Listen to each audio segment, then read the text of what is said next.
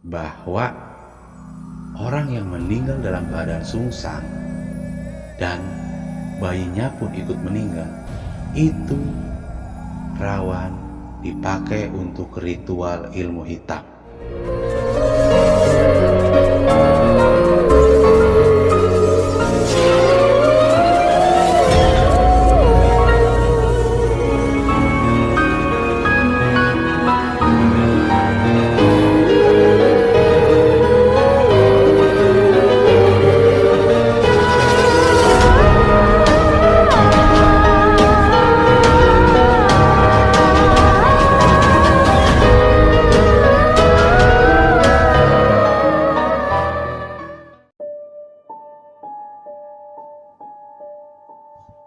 Bismillahirrahmanirrahim.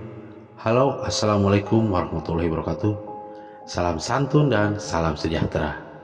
Jumpa lagi di channel Sigit Nurwanto.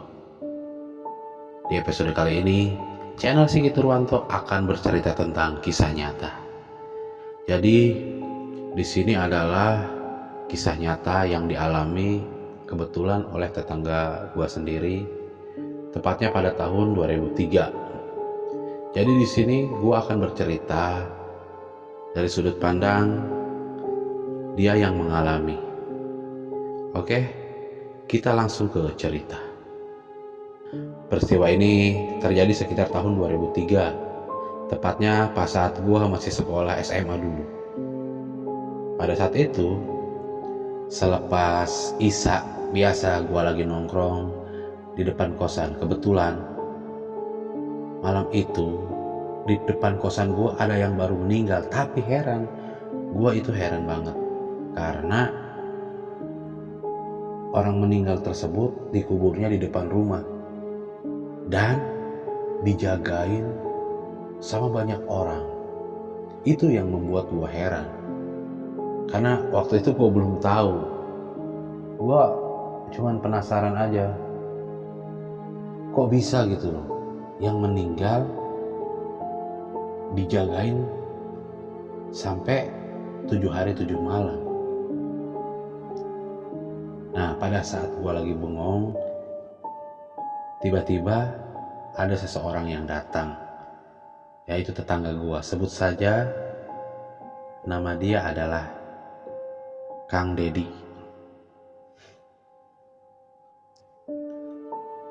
Pada saat itu, akhirnya gue bertanya ke Kang Dedi tersebut. Kang Dedi, mohon maaf nih, kok bisa ya orang meninggal dikubur di depan rumah, dijagain pula? Padahal itu dia dikubur di depan rumah gitu loh, tapi kenapa masih dijagain? Pada saat itu dia langsung bercerita, udah gini gitu, gua mau cerita ke kamu, ini adalah pengalaman pribadi gua waktu muda dulu. Jadi gini, pada saat gua masih muda, gua ini pingin merubah hidup dan gua pingin pergi ke kota. Tapi namanya di kampung, kalau berangkat ke kota itu kita harus ada bekal. Dalam artian bekal itu mempunyai ilmu kebatinan, pokoknya mempunyai ilmu yang hebat lah. Karena kehidupan di kota itu, kata orang tua itu sangat keras sekali. Jadi kita harus punya fondasi dan ilmu jaga badan atau jaga diri. Jadi gini ceritanya itu. Dulu gua itu berguru ke daerah Cipunaga. Di daerah tersebut ada seorang guru yang sakti mandraguna terkenal. Terkenalnya dia mempunyai ilmu buhun. Dalam artian ilmu buhun itu, kalau istilah Sunda adalah ilmu cacahan. Mungkin kalau bahasa modernnya namanya ilmu hitam. Tapi itu tergantung dari pemakaian kita. Nah, gue itu belajar di guru gue tersebut. Sampai akhirnya ilmu yang dipunyai oleh guru gue itu udah gue kuasain semua. Tinggal satu, yaitu ilmu pamungkas. Cuman guru gua bilang ini belum pernah ada yang lulus. Jadi belum pernah ada yang lulus mempelajari ilmu tersebut. Yang terakhir kemarin mundur. Nah, guru gua juga sempat ngeraguin bahwa gua juga bisa. Tapi kan gua belum tahu dan gua penasaran bertanya ke guru gua. Sebetulnya guru, ilmu apa yang akan dipelajari oleh saya tersebut? Ilmu pamungkasnya itu apa? Saya sanggup menguasainya dengan catatan kasih tahu. Nah, di situ mulailah guru gua tersebut bercerita gini, kamu apabila ingin menguasai ilmu pamungkas, kamu harus mencuri ari-ari bayi yang meninggal dengan ibunya. Dalam artian meninggal sungsang. Kalau istilah Sunda itu namanya meninggal sungsang. Jadi meninggal saat melahirkan bayi. Ibunya meninggal, bayinya pun meninggal. Nah, pada saat itu sontak gua diem. Gua diem sambil berpikir, apa bisa seperti itu? Cuman pada saat gua mau nanya ke guru gua itu langsung bilang, ya udah, saya tunggu ya 3 hari jawabannya. Kalau 3 hari kamu tidak ada kabar, dianggap gugur alias dianggap kamu tidak bisa menguasai ilmu tersebut. Jadi ilmu kamu belum sempurna karena ilmu pamungkas tersebut tidak terkuasai atau tidak tercapai. Akhirnya gua pulang ke rumah. Tapi otak gue itu masih berpikir gitu loh. Hari terus berlalu. Itu udah hari pertama, hari kedua. Nah, pas di hari ketiga, pada saat gue mencari kayu bakar, gue berpapasan dengan orang banyakan. Terburu-buru, gue tegur, ada apa pak? Kok buru-buru begini? Orang tersebut jawab, Marni meninggal saat melahirkan. Dia kandungannya sungsang. Anaknya meninggal juga. Jadi ibu dan anak meninggal. Begitu ngedengar berita tersebut, gua itu kaget. Dan gua berpikir, apakah ini pertanda? Mungkinkah ini jodoh gua untuk mempelajari ilmu pamungkas dari guru gua? Nah, dari situ gua tanpa berpikir panjang, gua langsung pulang ke rumah, ganti baju dan langsung berangkat ke Cipunaga, yaitu ke tempat guru gua. Pada saat gua datang di halaman rumah guru gua tersebut, guru gua udah duduk di balai-balai bambu sambil tersenyum. Itu adalah jodoh kamu. Apakah kamu sanggup? Guru gua itu langsung bilang seperti itu, seolah-olah dia tahu. Akhirnya gua ngerasa di batin gua itu kuat gitu loh, gua itu bisa. Akhirnya ya gua menyanggupi apa yang diucapkan guru gua.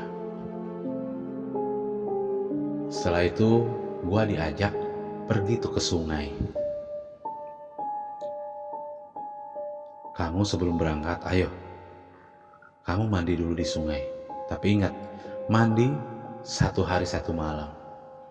Silahkan kamu masuk ke sungai tersebut, pejamkan mata, jangan naik sebelum diperintahkan.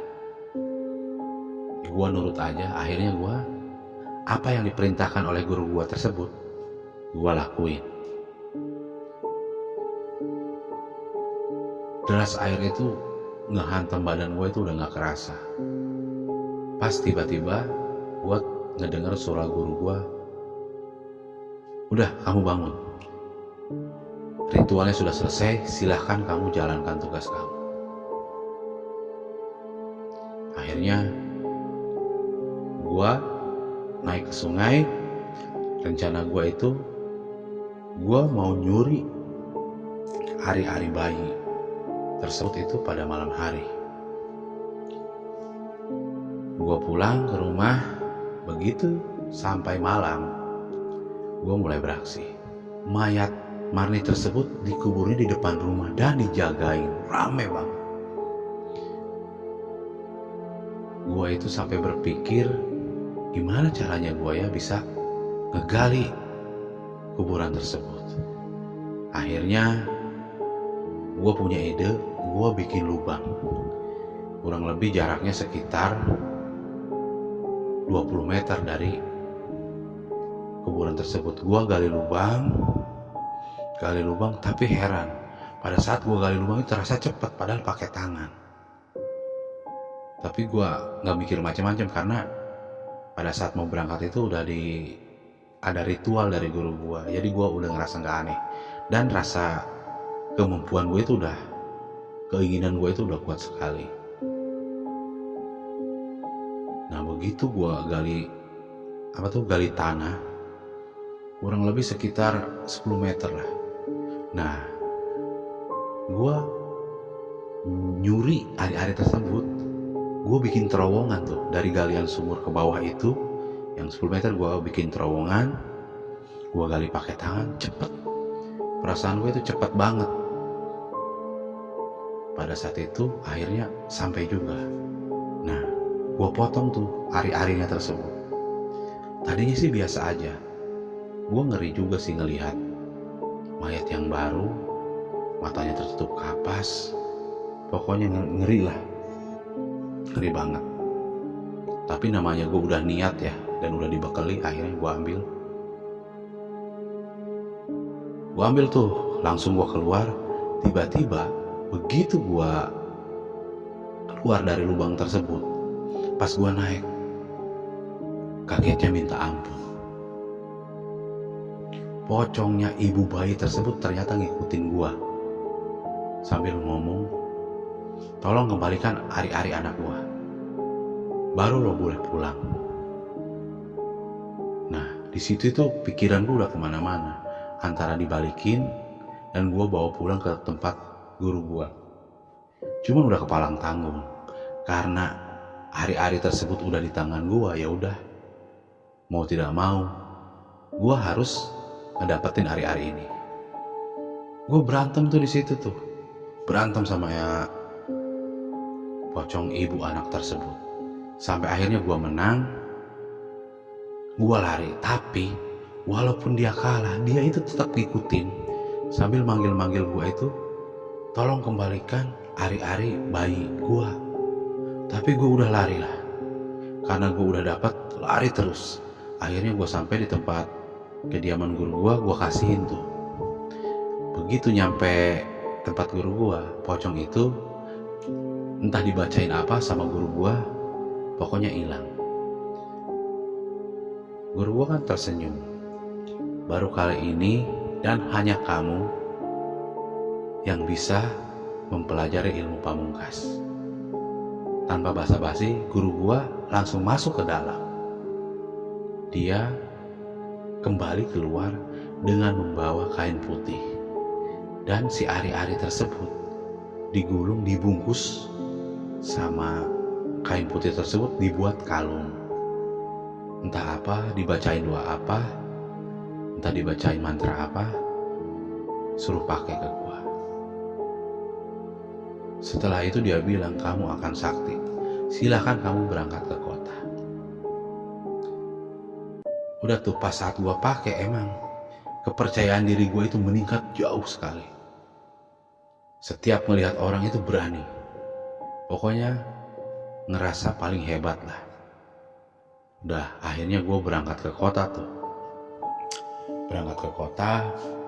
dan kejadian di kota gua kan gak punya pengalaman apa-apa, gak ada pendidikan apa-apa. Akhirnya gua jadi tukang parkir. Di sana jadi tukang parkir, tapi yang malak banyak banget. Untungnya gua mempelajari ilmu tersebut, dan alhamdulillahnya kalah. Gua berantem, dikeroyok sama 10 orang, selecet pun tidak. Malah orang-orang yang ngeroyok gua pada jatuh habis sama gua. Akhirnya naik derajat tuh gua jadi ketua pemegang tukang parkir. Udah tuh di situ tuh gua masa-masa kejayaan gua itu. Pokoknya siapa yang nggak kenal gua waktu itu di kota tersebut. Akhirnya gua itu udah apa aja punya dulu itu di sana. Wanita mau kayak apapun gampang. Tapi umur gua udah ngerasa tua. Akhirnya gua insaf, gua sadar, gua pulang lah ke kamu. Begitu ceritanya. Jadi gua ngomong ke lu nih Git, bahwa orang yang meninggal dalam keadaan sungsang dan bayinya pun ikut meninggal, itu rawan dipakai untuk ritual ilmu hitam. Jadi jangan heran kalau ada perempuan yang baru melahirkan meninggal dan bayinya dikubur di depan rumah dan dijagain selama 7 hari 7 malam. Itu adalah mencegah dari pencuri untuk ritual ilmu hitam. Karena apa? Karena kesaktiannya luar biasa. Kenapa ngomong seperti itu? Karena gue pernah ngalamin seperti itu dan gue jalani. Jadi lu sekarang jangan heran. Ilmu hitam itu banyak sekali, banyak macamnya, dan banyak caranya untuk mempelajarinya dengan cara-cara sesat. Nah, itu cerita gua yang gua jelaskan ke lu biar lu tidak penasaran.